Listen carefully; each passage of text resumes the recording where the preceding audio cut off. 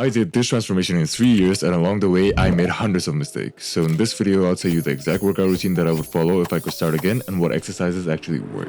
Now, this video is made with the assumption that you're training only for aesthetics. All the information provided here and the guidelines that I'm going to be giving you will be for you to look as good as possible. So the first thing that you need to know before creating your own workout routine or following a workout routine is training structure. And below that comes training frequency, so how many times you train per week. Now, if you go to the gym less than 3 days a week, do full body workouts for each of your sessions. Because for the little time that you go to the gym, full body workouts will give you the best bang for your buck from any other workout routine. And it's relatively simple to follow as well. And on the other side, you don't have to go to the gym 6 to 7 days a week to gain as much muscle as possible. Muscle growth happens during rest, when you give your muscles time to breathe. So spending a lot of time in the gym isn't necessarily better for gaining as much muscle as possible as well. If you go to the gym 4 to 5 days a week, that is a very good spot to be in. Now, here are some general guidelines that you want to follow when creating a workout routine. Number 1, train each body part twice a week depending on its importance. As mentioned earlier in the video, you're training only for aesthetics. And to look as good as possible, you don't have to prioritize legs as much as you prioritize another body part like chest or shoulders. So you can get away with training legs only once a week.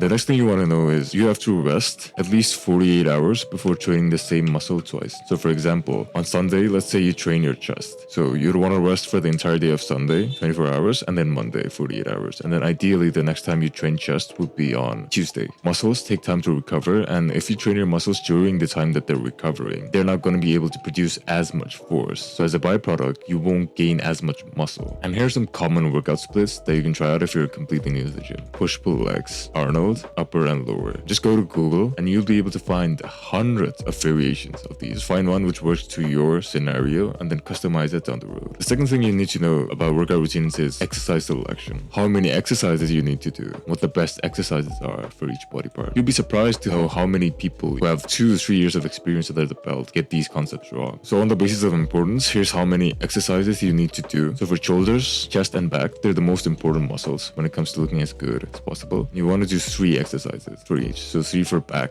3 for chest, 3 for shoulders. So similarly, we have triceps, abs, and neck, which have 2 exercises each, followed by biceps, which need 3, and then at the end, we just have legs with 3. The reason I associated each body part with minimum exercises is each body part has different minor body parts within it as well. So for example, in the shoulders, you have the front head and the side head and the rear head. One exercise is to target the front head. Second exercise is to target the side head, and the third exercise is to target the rear head. That way you get optimal muscle growth in the entire shoulder region. The third thing you need to know about workout routines is the training style you need to adopt and the number of reps you need to do. So to maximize the amount of muscle you build, you only really need 2 sets per exercise and then 1 for the finisher. For example, you already do 3 sets shoulders. Let's say for the first 2 exercises, you do 2 and 2 sets. And then for the last exercise, you can just get away with doing 1 set. This is more than enough if you want to make significant gains. And the second thing you want to do is pair this training style with a 5 to 10 rep range. Each set that you do, it shouldn't go below 5 reps and it shouldn't exceed 10 reps. Every time you exceed above 10 reps, you want to increase the weight that you're working with. So let's say you do lateral raises for 5 kilos and then you get 10 reps. The next time I want you to do 12.5 kgs. And then each set, you need to train with extremely high intensity and then go to failure. So for example, let's say in the first set of lateral raises that you do, your maximum output is 8. So out of this maximum output of 8, you have to aim for at least 6 or 7 reps. Absolute minimum. Because this is how you grow. You have to expend as much energy as possible, and this is how you make a lot of gains. This is your first set, and the second set, let's say your maximum output drops to 7. You want to go all the way to 7 reps. You want to go all the way to failure where you cannot do any more reps. This training mindset is something that you will have to adopt if you want to see extremely good gains. In the beginning, it will be hard. Your mentality will be what will be holding you back instead of your physical aspect. But if you can adopt this training style, you will see significant muscle growth. And another thing is to aim to beat last week. As I already mentioned in this example, let's say on week 1, you get 7 reps in your second set. And on week 2, you'd want to beat this record. So you'd want to go for 8. You want to do this for every exercise. Sometimes on certain weeks, you won't be able to beat this number, but most of the times you will be able to beat this number as long as you mentally push yourself. And the last and the most important thing that you need to know is form over progression. You want to look at what the best form is for each exercise that you're doing and then try to replicate that as best as possible. Instead of aiming for trying to progress every week, first of all, nail down your form. And after your form is complete, what happens is your muscles can work better on that exercise. So if you're doing bench press, your chest is targeted better in the bench press. And the second thing is your risk for injury goes down significantly because it's easier on your joints, because you're following the actual movement pattern. And the last and final thing I want you to take away from this video is have patience. There's a reason I didn't give you a specific workout routine or my workout routine. I want you to take something that's already out there on the internet and then customize it for your own liking, because all of us have different goals and different lifestyles and different exercises that we prefer. So to see visible growth from any program, I want you to follow the program for at least 4 or 6 months. That's generally a good time frame to see noticeable muscle growth. The second thing is, don't hyper optimize exercises, especially in this modern era where everything's science-based. There's always a new variation of exercise that focuses on deep stretches, or a new way to do a certain exercise that's optimized, that's better. However, the thing is, as long as you follow the principles that I laid out earlier, you train in the 5 to 10 rep range, train with good form, and you take each set close to failure. Even classic exercises, but the old school exercises that everybody does, they will get you 95% of the way there. So don't stress for the remaining 5%. And the third thing is, find what works for you, because everybody is different. Some exercises that I do might not work for you. Some exercises that you have in the gym might not be available in my gym. Start off with a sample program, and then gradually along the way, as you continue working out, cut out some things that you don't like and then add some things that you do like. Now, after all this, if you're still confused or you want personal advice, click on the first link in the description. It'll redirect you to a website called Calendly. There you can book a call with me depending on where I'm free, and then I can give you personal feedback on what you could be doing better. It's completely free for the first 10 people that click on the link. And with that, I'll see you in the next video.